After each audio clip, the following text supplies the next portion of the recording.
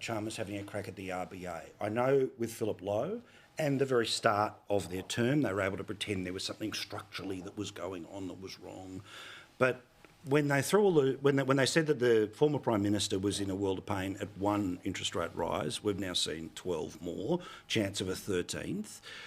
Isn't it concerning to you that our inflation is higher than the US, the UK, than places like Japan, Canada, I quoted before?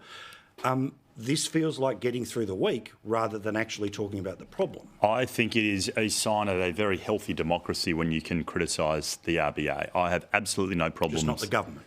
Oh, what, really? I come on this show and you say no one can criticise the government. Really, Paul? No. But the RBA is a human institution, and like all human institutions, they are fallible. You know, Philip Lowe, yes, of course, I think it was March or February, made that immortal statement that interest rates are going to stay low for the foreseeable future. Yep. Clearly, he was wrong. Yep. For the last 10 years, every single prediction of wages growth has been wrong. Every single one has been wrong.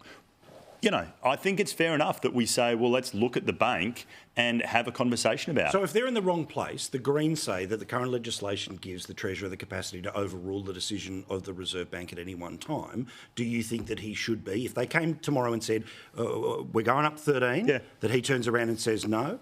No, I don't think you should do that. I think you should put in place better voices around the table so that you can have a conversation. Like union hacks. Absolutely. No. I was just going to say that. Absolutely. You want to talk about mates? No. Let's talk about wages policy. Wages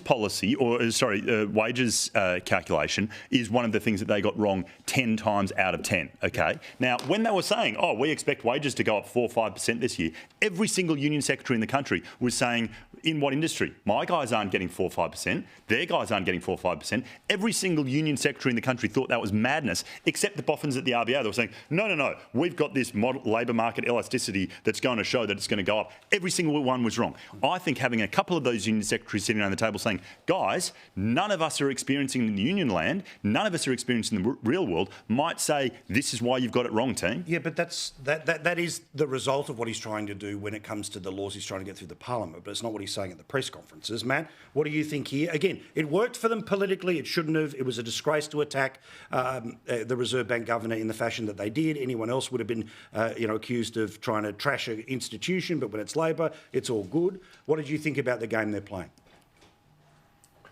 Well, look, I certainly agree. I agree with Sam. I don't think the RBA should be somehow above criticism, but I don't think it's appropriate for the nation's treasurer to engage in this kind of criticism, especially when the RBA can't hit back and won't, of course, can't defend itself from one of the other parts of the team, the Treasury. And also, if the Treasurer is going to engage in this kind of reflection, maybe he should engage in some self-reflection as well, because he seems to be criticising the RBA in some kind of inept way to wash his own hands or absolve himself from any blame. He is the nation's Treasurer, and I've commented often that I think Jim Chalmers seems to think he's a weatherman, not the Treasurer. He's always commenting on the economy, what its state is, this time commenting on, playing an economic commentator role, what the RBA should or shouldn't be doing. You're the Treasurer, mate. You can actually influence things. You can influence inflation. You could create pressure off the economy to help interest rates be lower.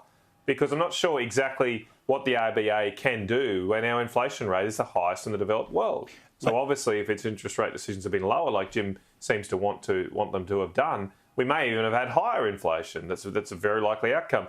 What could be done, if you want lower interest rates and lower inflation, is to reduce government spending. Correct. And almost every economist out there, every credible economist reckons that the Labor Party's first two budgets have been massively stimulatory. That's what their own numbers say. They've injected $40 billion of net spending based on their own policy decisions into the economy across two budgets. And that has meant that interest rates are higher than they would otherwise be.